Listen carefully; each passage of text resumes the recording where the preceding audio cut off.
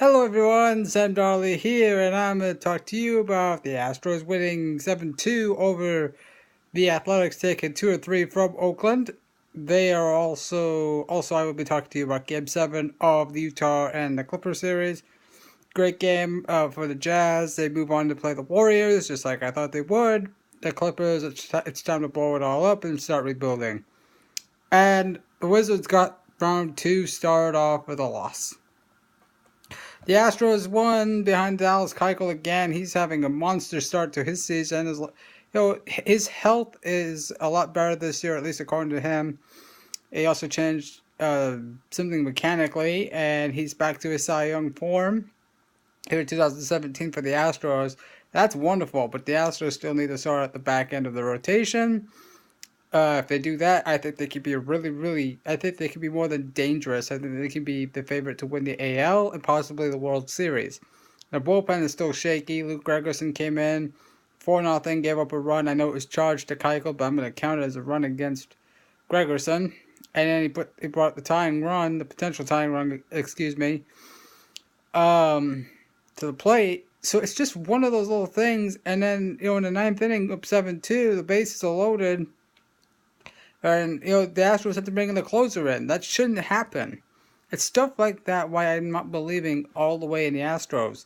Your bullpen should slam the door, and it should be a game over type situation. There's no need to load the bases. You're up 7-2. Be aggressive. Be in the strike zone. Get the outs. Okay? The Utah Jazz moved on. They're one of the youngest teams in the league. They've got some championship pedigree. George Hill and Boris Diaw and... they've got Joe Johnson, ISO Joe. They really were efficient. They were able to get Rudy Gobert healthy somewhat. He's going to be a huge key against the Golden State Warriors. To me, for the Jazz, that's all. I mean, that's really all they need is a healthy Gobert, a healthy team, period. They've got the length, they've got the athleticism, and people are underestimating them against Golden State. Golden State's a very good team, but Golden State has really had a hard time going up against the Utah Jazz. And you forget these Warriors, well, not these Warriors, but 2 years ago, the Warriors were down 2-1 to the Memphis Grizzlies before the Warriors adjusted their defense to not guard Tony Allen. Well, the Jazz don't have Tony Allen, and the Jazz have enough length, size, and athleticism to keep the Warriors out of the paint. And if the threes aren't going down, then I think Golden State's in trouble. And yes, I'm picking the Jazz in 6. I think the Jazz are going to be able to slow the game down, which will limit the Warriors' possessions. They rebound very well, so it's going to limit the Golden State to one shot almost every time down the floor. And they defend the 3 very, very well. The Jazz do. So don't be surprised if Utah won that series. I wouldn't. I mean, a lot of people would, but I'm not. I mean, Golden State is Houston on steroids. They really are. The Rockets shoot a lot of threes like Golden State. Golden State's got the Splash Brothers. This series comes down to Kevin Durant. Durant has a dominant series, and I think Golden State will probably win the series, but the health of Gobert is the X factor for the Jazz, and Kevin Durant's the X factor for the Warriors.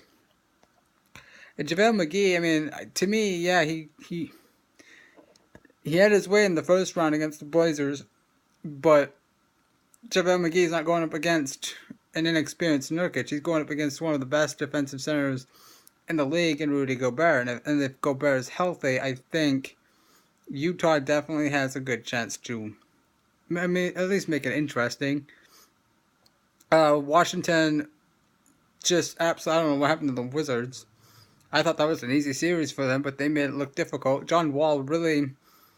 you can talk about statistics. That's a series that John Wall should be dominating. He's bigger than Isaiah Thomas. He's more athletic. He's a little bit more athletic.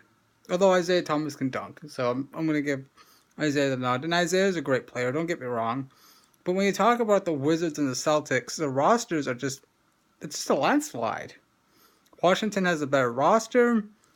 I think they have a slightly better coach. This is a series that Washington should handle 4 games.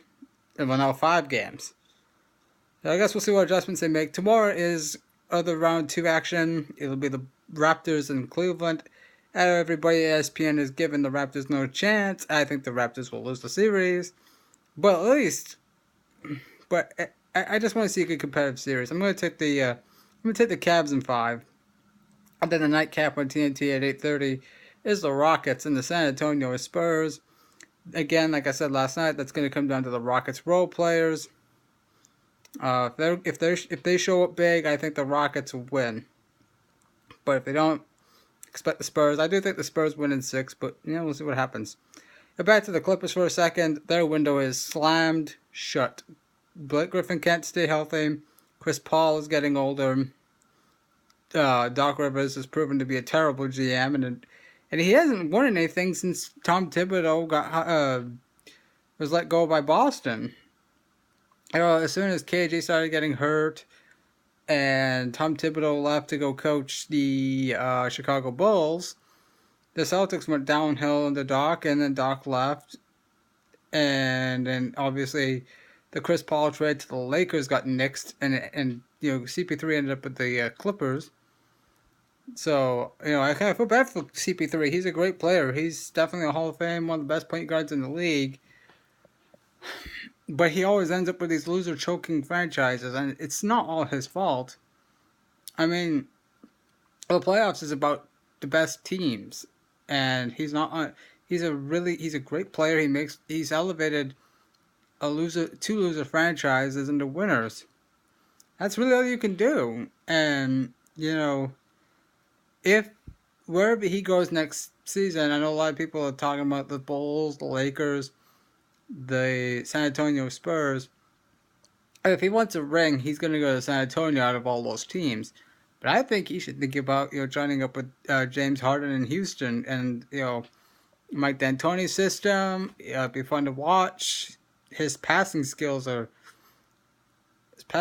great. His defense he's a very underrated defensive player. He's a very good defensive player. But I don't think he's a perennial choke artist. It's not his fault. I mean, some of it is, some of it isn't. But for the most part, he's made a loser franchise like the Clippers a winner. Or at least a playoff team. So I do think he would elevate like a Chicago or a Los Angeles Lakers team to the playoffs, and probably second round for Chicago, and most likely just one and done for the Lakers. But for San Antonio, San Antonio needs to think about the future behind Tony Parker. So I don't know what the future holds for Chris Paul, but those are the early teams that I'm hearing will be interested in his services next season. I do think the Rockets should get in on it. I think Cleveland might get in on it for a backup role for Kyrie Irving. And I like Darren Williams, but after the big contract and injuries, I think Chris Paul is still a better player now. I thought Darren Williams is a bit better than CP3 when he first started with the Utah Jazz. Now it's kind of gone completely opposite. Chris Paul has been a steady, consistent superstar. Darren Williams hasn't been a star in forever. So I definitely think it's going to be an interesting thing. DeAndre Jordan should have signed with the Dallas Mavericks. Point blank period. I mean, now he's on a team that's going to just be completely terrible.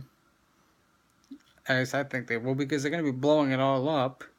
I mean, it's no secret what they're going to do. But I think a team that should get in on it is Houston. They need a big man that can defend and rebound and shut off the paint. Yes, DeAndre Jordan is still terrible at the free throw line. But if you told me that the Houston Rockets could clog up the paint, could shut up the paint off defensively, run and gun, and shoot threes and do what they like to do, then I would take it. You need a big man. You need a big man to shut the paint off. You don't need somebody that gets you to throw it on the low block anymore. It's not that kind of center, but you need somebody that can shut off the paint, make teams perimeter oriented, and by doing that, you make them essentially one-dimensional. And I always say one-dimensional teams don't win championships. Cleveland will take on the Raptors. Washington's down 1-0 to the Celtics.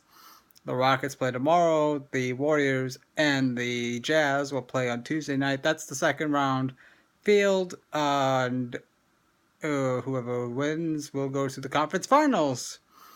And the Houston Astros will play the Texas Rangers up next. And that's going to be the key to their season right there. They had a good April. See if they can keep it going in May and beyond. This has been Sam Darley. Thank you for watching.